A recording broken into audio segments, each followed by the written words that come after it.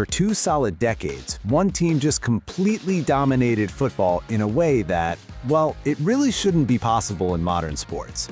Of course, I'm talking about the New England Patriots. But here's the thing about their dynasty. It wasn't built on being a sure thing. No, it was built on the edge of a knife, constantly teetering between unbelievable glory and total failure. And to really get it, to understand how they did it, you have to look at the moments where it almost all went wrong. So how do you even build a dynasty, right? It's the question every single fan, owner, and player wants the answer to. How do you build something that actually lasts, that defies the odds year after year after year? Well, when it comes to the Patriots, the answer is, well, it's probably not what you think. Yep, you've heard that right. Time and time again, the moments that defined this dynasty came when they were inches, seconds, or one bad play away from complete and utter collapse. And no moment shows this better than a story that all comes down to one single yard. To really wrap our heads around this dynasty, we're not going to start at the beginning. Nope. We're starting with this single play that saved the whole thing from falling apart and actually reignited its second act. Honestly, this one moment, it tells you everything you need to know. Okay, so picture this. It's Super Bowl 49. There are 20 seconds left on the clock. The Seattle Seahawks are on the 1-yard line, and they have Marshawn Lynch, the most feared running back in the entire league. The Patriots haven't won a Super Bowl in 10 years. You can just feel the dynasty slipping away. It's over, right? And who's on the field to try and make the game-saving play? Not some big-name superstar, no way. It's this guy, Malcolm Butler, an undrafted rookie who, get this, just a few years before this moment was working at a Popeyes. He is the absolute definition of an unlikely hero. And then the unthinkable happens. Instead of handing the ball to beast mode, Seattle throws it. And Butler, remembering a specific formation from practice, just drives on the route and makes what might be the single greatest read in Super Bowl history. Intercepted. At the goal line, dynasty saved. But you know, this whole habit of living on the edge of disaster, it started from the very beginning. The whole thing, the entire Patriots dynasty, was an accident. It was never supposed to happen. It was born from a moment of near tragedy and launched by a player that nobody, and I mean absolutely nobody, saw coming. See, in 2001, the Patriots already had their guy, Drew Bledsoe. #1 pick, just signed a massive $100 million contract. He was the franchise. And his backup? Oh, just some skinny, kind of awkward-looking kid they took with the 199th pick. Tom Brady. He was 4th on the depth chart.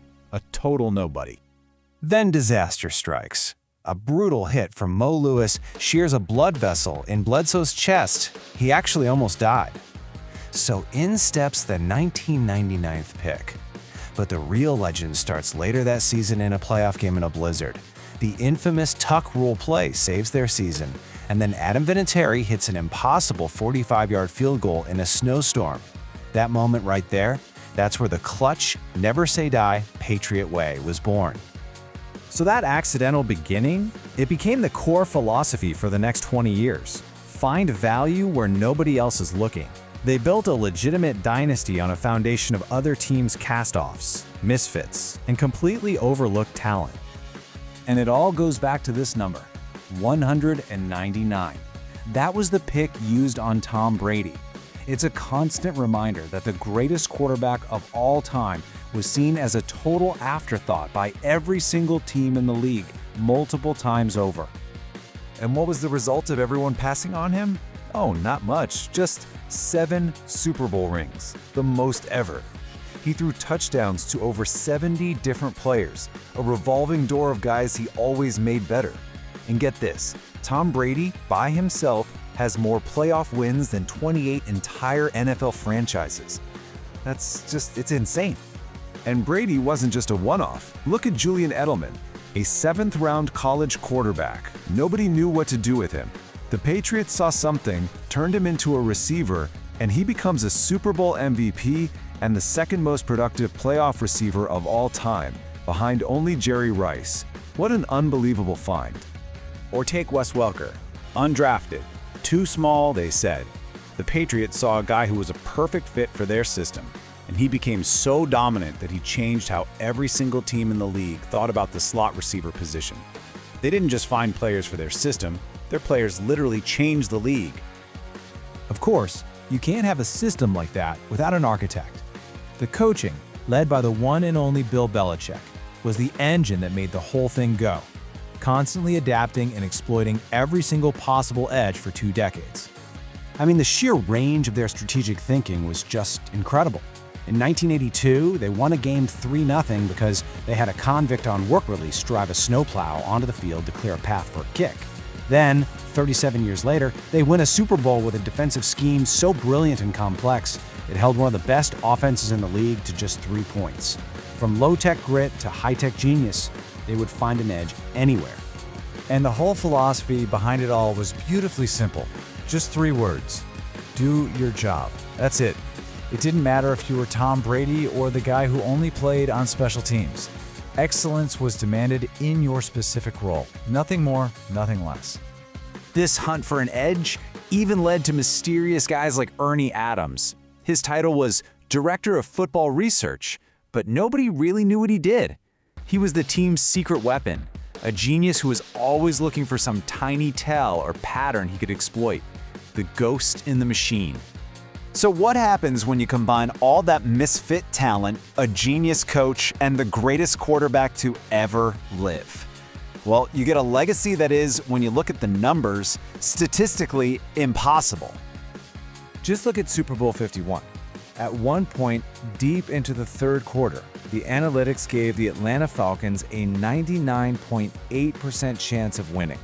A 99.8% chance. For the Patriots to come back, they had to be basically perfect. It was, for all intents and purposes, a mathematical impossibility. And they were perfect. Down 28-3, they just started to chip away. A huge strip sack gave them a little hope. An absolutely ridiculous catch by Julian Edelman kept a drive alive. They somehow managed to tie the game with under a minute left, and then they win it on the very first possession of overtime. It is the greatest comeback in Super Bowl history, period. So the final result of all those clutch, on-the-brink moments, 6 Super Bowl rings, 9 trips to the big game, and an NFL record 11 straight division titles. In a league that is specifically designed for parity, to stop dynasties from ever happening, these numbers, they just defy all logic. Which of course leaves us with the ultimate question.